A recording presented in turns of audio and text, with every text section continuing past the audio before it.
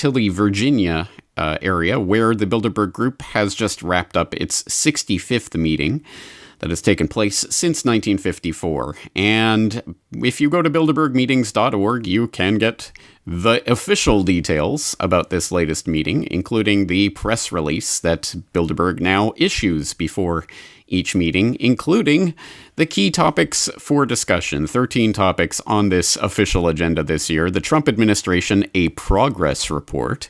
Transatlantic relations, options and scenarios. The Transatlantic Defense Alliance, bullets, bites, and bucks. The direction of the EU. Can globalization be slowed down? Jobs, income, and unrealized expectations. The war on information. Why is populism growing? Russia in the international order. The Near East, nuclear proliferation, China, and current events.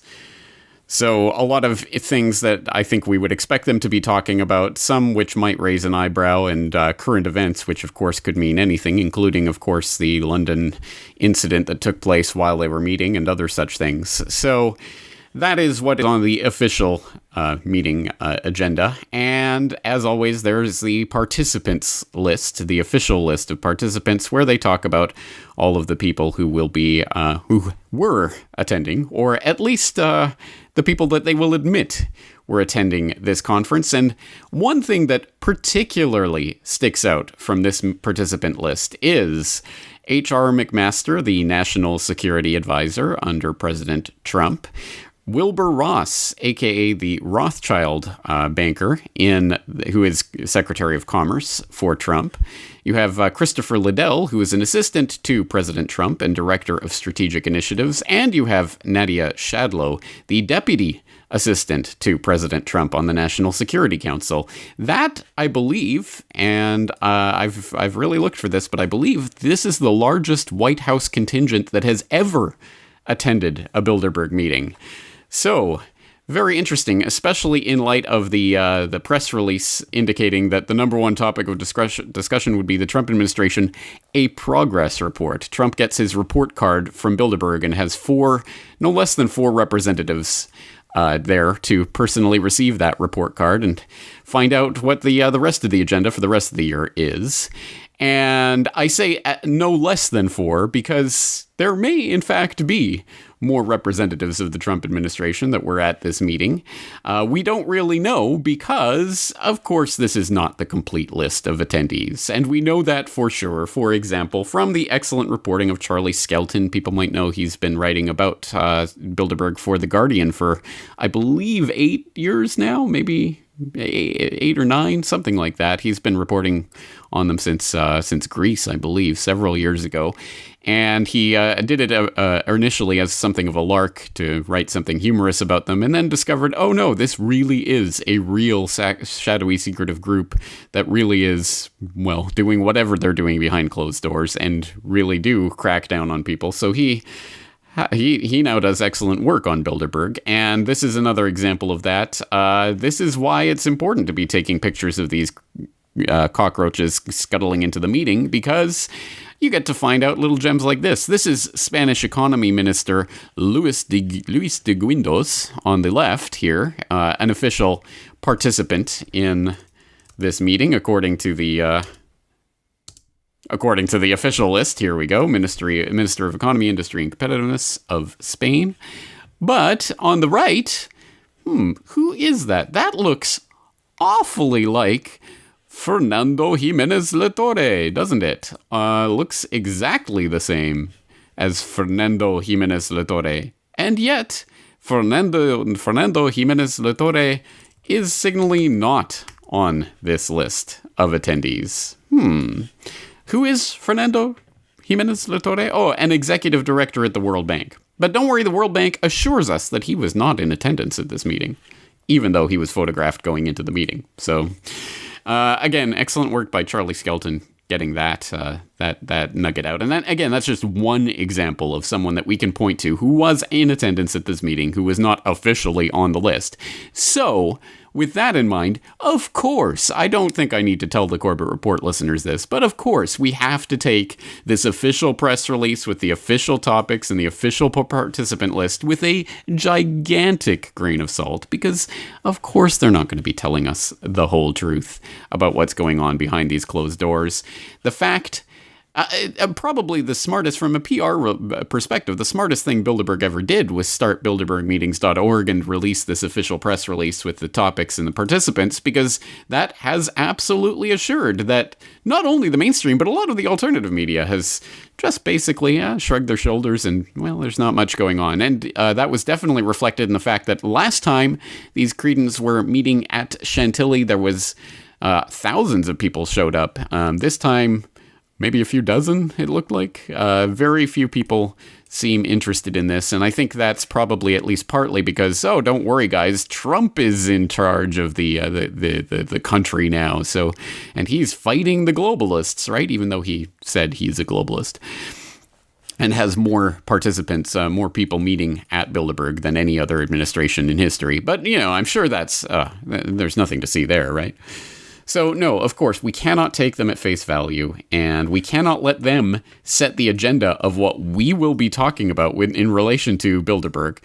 Now, here's the other frustrating part about Bilderberg these days, and the reason why I didn't do a pre-Bilderberg preview video, I'm doing a wrap-up video, because I was waiting to see if any intel whatsoever about what was being discussed in Bilderberg itself, real intel from the inside, came out this year.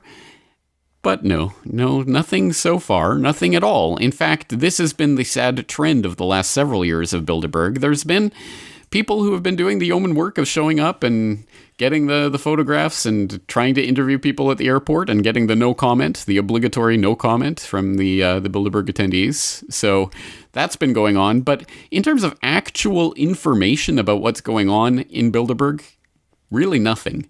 And that is a change, because back in the days of people like Jim Tucker, there really were, at least from some years, there really was actual real intelligence going on. I've pointed out in the past some of the things that we've gotten out from Bilderberg back in the days when people actually had some sort of sources, either in the group or in the hotel staff or what have you.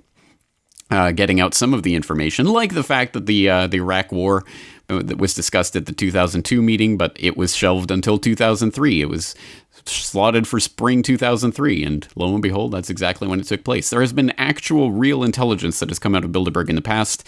I haven't seen anything about any actual intelligence coming out of Bilderberg in the last several years. So it is getting less and less useful from that perspective. In fact, one of the most interesting things that has been brought up in relation to this year's Bilderberg is not even something that's about Bilderberg per se, but about a satellite meeting, as it were, that will be taking place in the next couple of days. That was discussed by Mark Anderson of AmericanFreePress.net on Press for Truth. One of the ones, Dan, that's not covered and it's not on their official agenda is the Global Cities program. The Chicago Council on Global Affairs, a bird of a feather ally with Bilderberg, is meeting June 7th through 9th at the Chicago Art Institute. I covered their meeting last year because I couldn't go to Bilderberg in Dresden, Germany, and that was their first. This is their second Global Cities Forum, and it was covered today, June 2nd, at the ukcolumn.org. Explicit quotes that the Global Cities program is about having the cities network together to basically secede from the nation states that they inhabit. So the people within Bilderberg orbit, Bilderberg's part of a larger network, are looking at cities as being quasi-independent to where they don't have to obey their home nations. They can embrace climate change and embrace the carbon credits and all these things that are supposed to counteract so-called man-made climate change, embrace that even if the national leader doesn't. They can embrace sanctuary cities even if the national leader of their home nation wants border controls. So it's sort of a form of ideological and operational secession. Mm-hmm. All right, please do watch that full interview. In fact, watch all of the work that Dan was doing over at Press for Truth. Lots of interesting interviews and perspectives on his YouTube channel, which will be in the links in the show notes, of course. But there you go. I think there's two very interesting and important points that are raised here by Mark Anderson. One of them is that, yes, this idea of cities, in a sense, seceding from, or at least acting over and above the national governments that people fixate on when they think about politics, is actually demonstrably happening. I mean, we've seen New York City Mayor Bill de Blasio coming out and affirming the New York City's plan to carry out the Paris Climate Agreement, regardless of what Trump and his administration want to do. So they're going to honor their commitments, now spurned by the federal government, so that they can adjust the global thermostat to that exact 1.5 degrees Celsius global average temperature rise over the next 50 years. I mean, come on. What? Such nonsense. But at any rate, this is exactly what Mark Anderson was talking about there. The fact that the mayors of these so-called global cities are going to become the international global actors of the future, more so than prime ministers or presidents, the prime ministerial or presidential puppets. And the other important point that Mark Anderson was talking about there was the fact that this is going to be a Chicago Council on Global Affairs meeting starting June 7th. That's tomorrow for me here in Japan, running through to June 9th in Chicago. If you haven't heard of the Chicago Council on Global Affairs, it's because they used to be called the Chicago Council on Foreign Relations. But they had to change their name. I guess the CFR, the mothership, didn't like the confusion. I don't know. But anyway, they've changed their name to the Council on Global Affairs because they are a globalist think tank exactly in the CFR mold, and in fact was created in 1922 and it was directed by Adlai Stevenson and other insiders for many years. I mean, it is a globalist institution through and through, and they run their own little get-together. This year it's going to be right after Bilderberg. Funny that. And they're going to be talking exactly about this idea of open cities, closed borders, response to globalization and cultural evolution, the future economy. All of these globalist ideas are going to be talked about here and forwarded in the context of this idea of global cities. The idea that cities are going to be the new transnational actors. That's an important concept. And the other, I guess, the bigger picture here that Mark is talking about is that it's not just Bilderberg. Of course, it is not just Bilderberg. Yes, Bilderberg is an important meeting, and there is, I'm sure, some very important things that are discussed behind closed doors. And, I mean, even if this is really what they really talked about, can anyone really believe that what happens in the open meeting is the most important part of Bilderberg? No, of course, it's all the little discussions that happen between participants in closed room meetings after the event and in between time and all of that. And that just carries on. It carries on throughout the year in a number of different fora that take place all over the world in different places. And this is likely to be the first one on at least some of those Bilderberg attendees' schedule, the Chicago Council on Global Affairs meeting on June 7th. So it's a traveling party that goes on all year round, and so to focus on Bilderberg as the only thing that we should be thinking about, of course, is wrongheaded in and of itself, and it just shows that there's a much larger agenda that's unfolding for a very long time. So Bilderberg 2017 has come and gone. What really happened?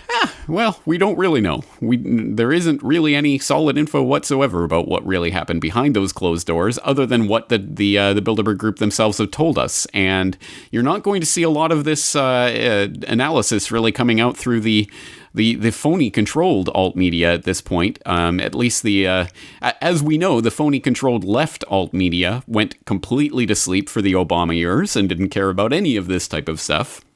And now we're going to watch the phony-controlled right alt media go to sleep and not care about any of this stuff because it's Trump in charge. And the only thing to discuss is, what are the Bilderbergers going to do to combat Trump? I was on one of these phony alt-right media outlets recently where just to see what their coverage of Bilderberg was like, and it was absolutely uproariously funny to see the commenters talking about how, Trump is going to shut down Bilderberg, and he's got them in Chantilly. It's right within arm's reach of the FBI. He's going to get these bums and lock them up. Ha ha ha ha. Oddly enough, that didn't happen. In fact, the meeting went off without a hitch with the largest White House contingent in history. Funny that.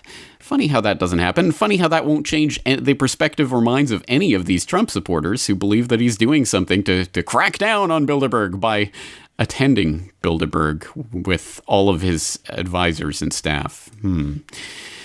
All right, so anyway, that's Bilderberg 2017. I'm looking forward to see if any information does leak out after the fact, but at any rate, we're going to start seeing the continuation of the the year-long, year-round, 24/7 globalist agenda that unfolds in all sorts of meetings throughout the year. So let's start focusing on some of these. And if there are people in the Chicago area or people who are interested in taking a closer look at the Chicago Council on Global Affairs and their meeting, that might be a good place to start. And of course, any other meetings throughout the year. Let's use the comment section of this video to compile a list of some of these meetings that we should